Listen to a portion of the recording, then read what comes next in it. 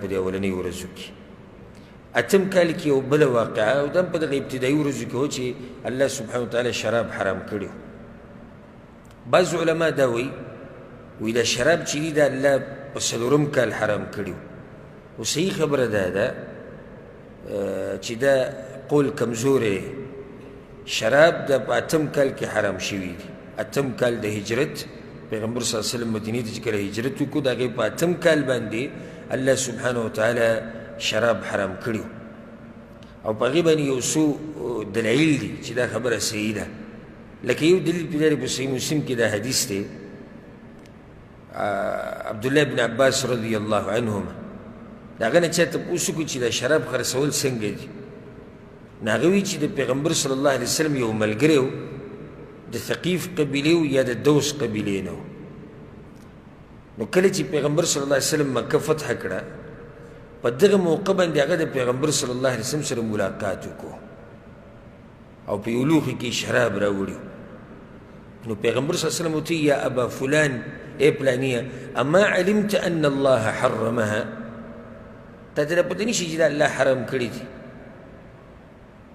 نو هغه کس سره چې کوم خادم و هغه له هغه شراب ورکړو وی اذهب فبيعها لاړ شه خرڅ کړه چې څکلې حرام دي نو څه یې کړه خرڅ کړه. نو پیغمبر صلی الله علیه وسلم ورته یا ابا فلان بماذا امرته تا ورته څه وویل؟ هغوی ما ورته وایي چې خرڅ کړه. هغه ورته وایي ان الذي حرم شربها حرم بیعها کوم الله چې د شراب څکه حرام کړي دي هغه الله د شرابو خرڅولو هم حرام کړي دي. نو بیا هغه هلک ته ووایي وایې ړوه. نو د دې واقعي نه هم داسې ښکاره کېږي چې او عام الفتح د فتح مکې کال خو هم دقه اتم دی. نو دې نه داسې ښکاري چې دا صحیح خبره دا ده او مضبوطه چې دا شراب د په اتم کال کې حرام شوي دي. یو بل دلیل پې هم دی لکه تمیم الداري رضی الله عنه روایت دی. دا تمیم الداري چې دی دی د فتح مکې نه بعد ګورې مسلمان شوی دی ځکه پې دا دلیل بیانوم. تمیم الداري وایي چې ما به پیغمبر صلی الله علیه وسلم له شراب راوړو هدیه کول به مې په هغه کې شراب خلکو بس کل د پیغمبر صلی الله علیه وسلم له ورکړو نو هغه به چا له ورکړو.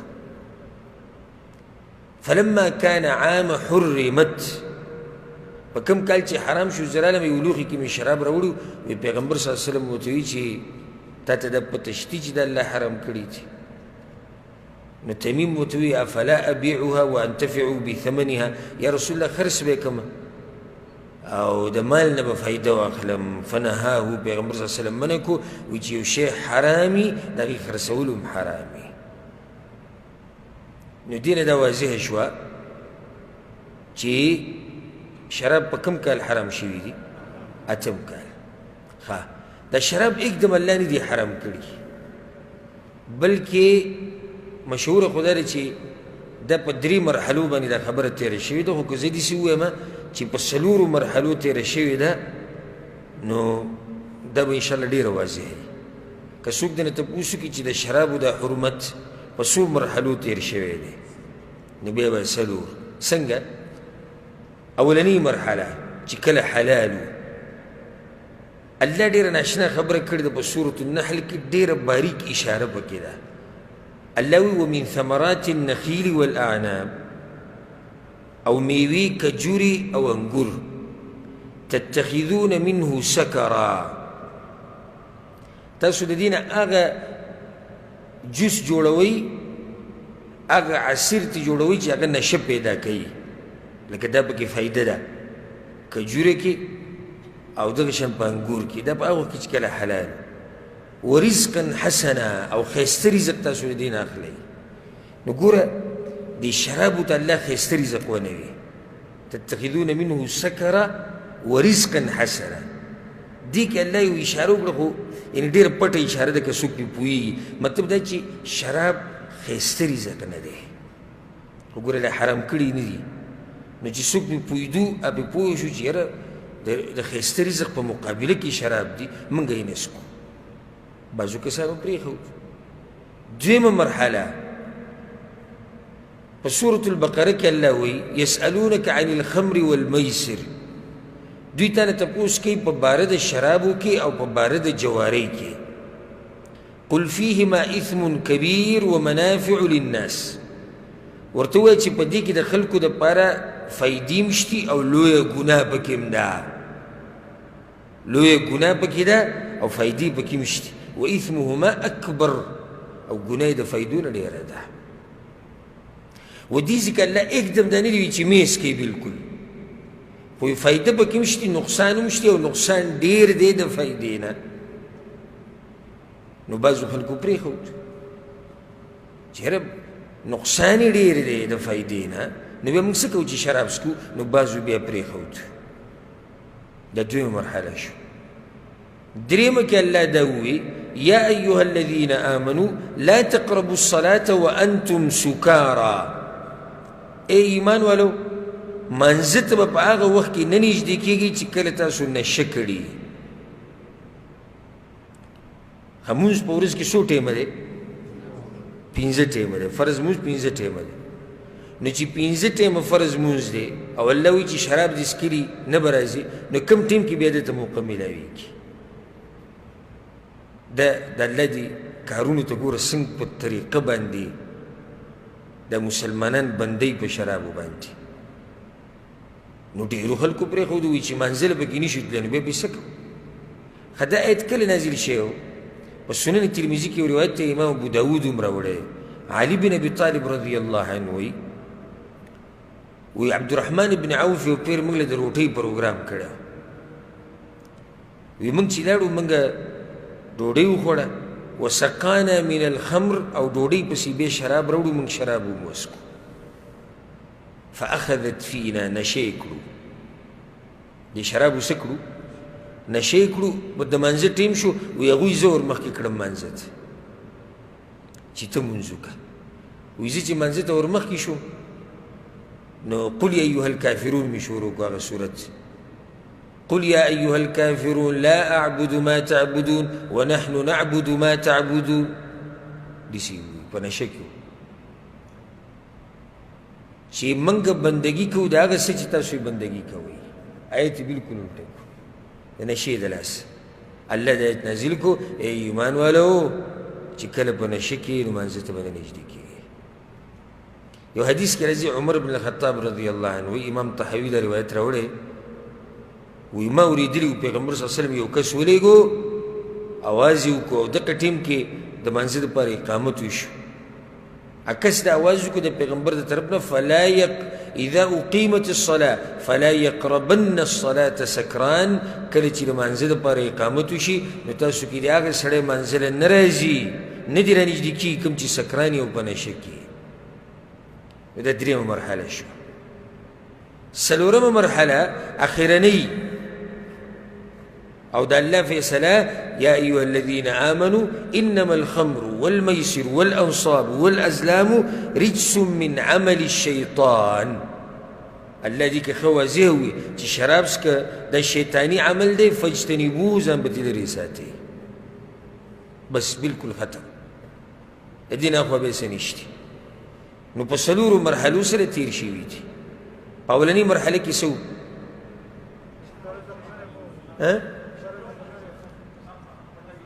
الله وایي چې نشه ده او ښایسته رزق دی. اشاره به کوو چې دا شراب ښایسته رزق نه دی. دویمه مرحله فایدې پکې شتي، نقصان یې ډېرې دي.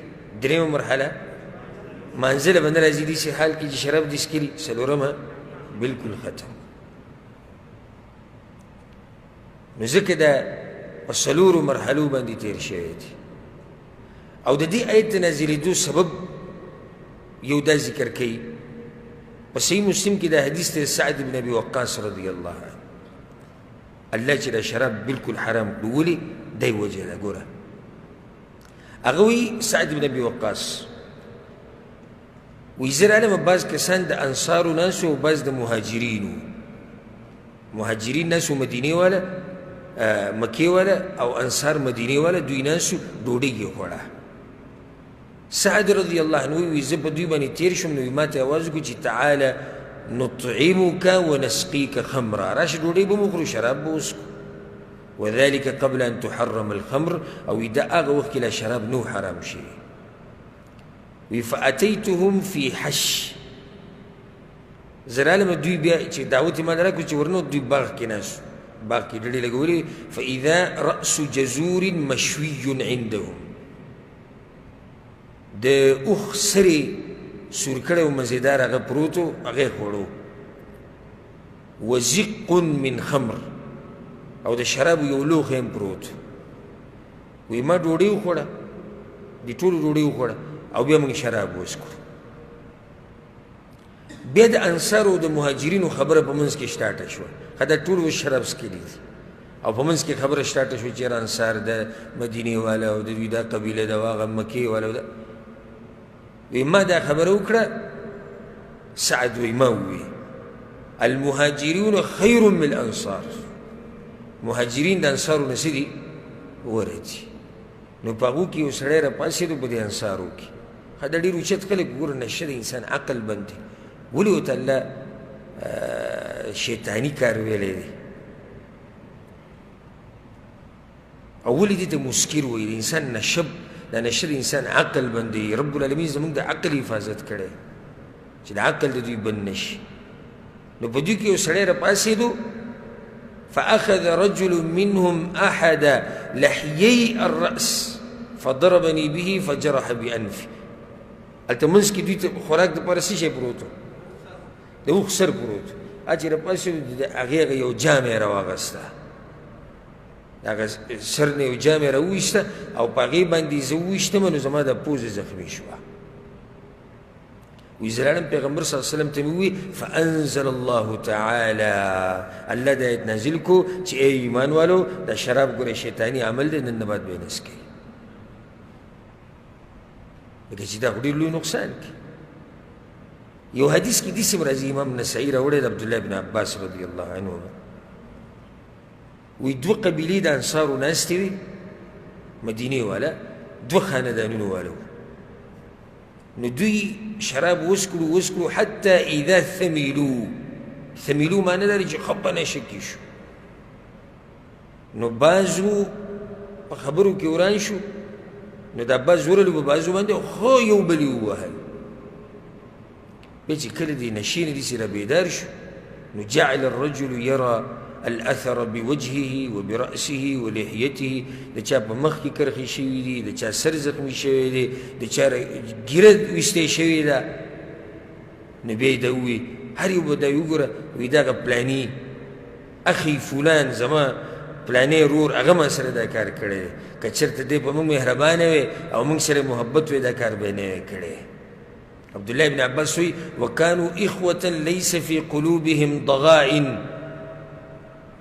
دا خرونو په زړونو کې یو بل ته بغض نه و خو د دې شرابو د لاسې په زړونو کې یو بل ته خبرې راغلې فانزل الله دا واقع چې کله راله الله یې نازل کو ای ایمان والو شراب څکه ګورئ شیطاني عمل دی د نن نه بعد به یو کس هم نه څکئ نو شراب بالکل څه شو حرام شو ښه د عمر بن الخطاب رضی الله عنه لوی ارمان و چې الله دا حرام کړي ځکه امام احمد بن حنبل یو روایت راوړی دی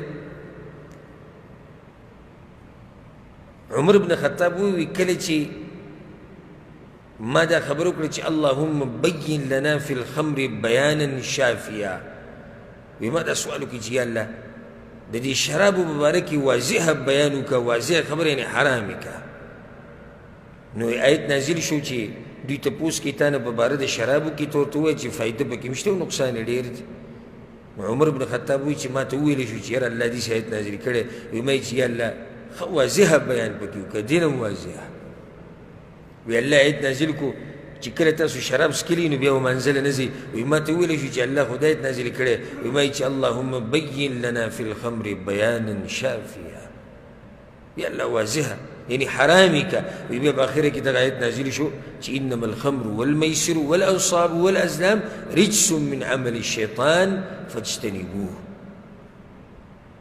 چې دا شیطانی عمل دی پلید کار دی د دې نه به ځان لرې ساتئ نو په دې طریقې سره شراب چې دی حرام کړی شوي دي او سبحان الله صحابه کرام څنګه اوچت انسانان و څومره اوچت مسلمانان و ځکه خو د هغو د ایمان د معیار دی فإن آمنوا بمثل ما آمنتم به فقد اهتدوا الله وی که دې کافرانو داسې ایمان راوړو لکه څنګه ایمان چې صحابه کرامو راوړی دی نو هله به دوی هدایت ته رسي معیار د ایمان چې ته ایمان تلل غواړې چې د چا ایمان برابر دی او د چا نه نو صحابه کرامو د ایمان سره باید تلي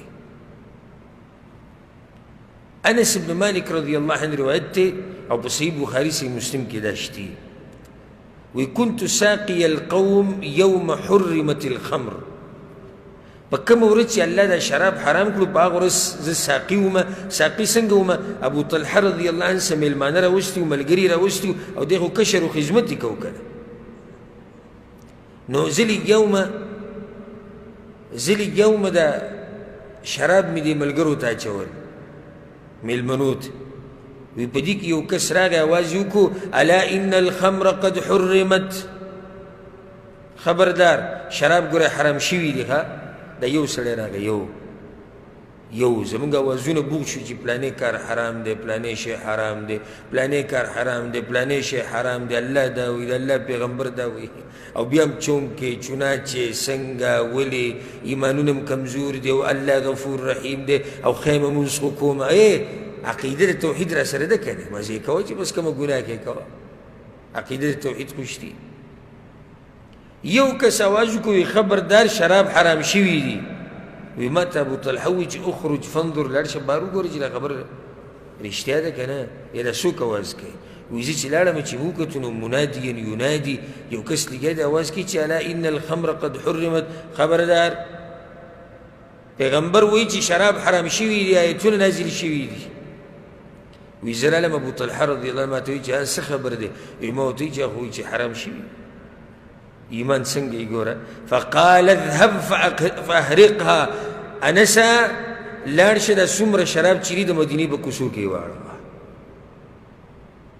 لکه دومره مو نه چې زه به خپله لاړ شم پیغمبر نه تپوس وکړم او دا زما دا مال چې نقصان یې کېږي او دا دومره وخت نه چې موږ په نشه راوړېدلي یو او دا به څه کېږي او دا به نه لاړ شه بس ویاړه زه ځکه امام بخاري یو روایت راوړی دی په الادب المفرد کې د انس بن مالک رضی الله عنه. دا ډېر خوندور روایت دی.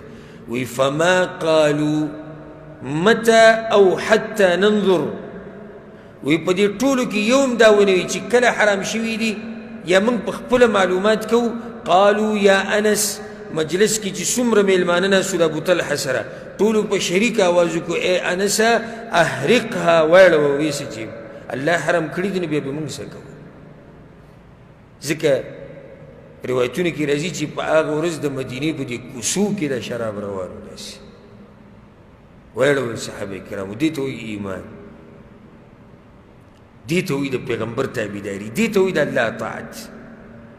دا نه چې سل دلایل زه تاته بیان کړم او شل دلایل درته بیان کړم او دېرش بیان کړم او بیا هم ته پاکه ګناه نښته. والله چې غفور رحیم دی. تابعداري د الله او د الله د پیغمبر هغه په دې طریقې سره کېږي. یو کس راغی اواز یې وکړو خبردار شراب حرام شوي دي او که دې مسلمانانو د خولې نه غږ ویستی ویسه وایي کوڅه کې واړوه ختم. زمونږ ته چې وایي چې دا پلانې شی په تا حرام، نو هغه موږ سره ډېر زیات دی او موږ په پیسې ورکړې وي او دا به اوس څنګه اوس به وکړو بیا به توبه وباسو. اخرنی حل یې دا راوځي، اوس به وکړو بیا به توبه وباسو چې ټوکه یې جوړه کړې دي دین نه باسو. دین نه ټوکه جوړه کړې ده بیا به توبه وباسو که نه؟ ژوند خو هسې هم پاتې ده. د دین مسله ده مړه، د دنیا خو ده، د دنیا هغه سړی ضروري کوي وایي خو د دین مسله ده. دین سے تختی خو نه. یو وخت کې موږ سره یو په هغه وخت کې زما عمر کم و او د دیني سبق ما نوی شروع کړی، نو ما سره یو هلک ګرځېدو چې هم عمره و تقریبا، نو هغه هم د دین سره شوق پیدا شو. ما داسې بعضو علماو درسونو له ځان سره بوتو،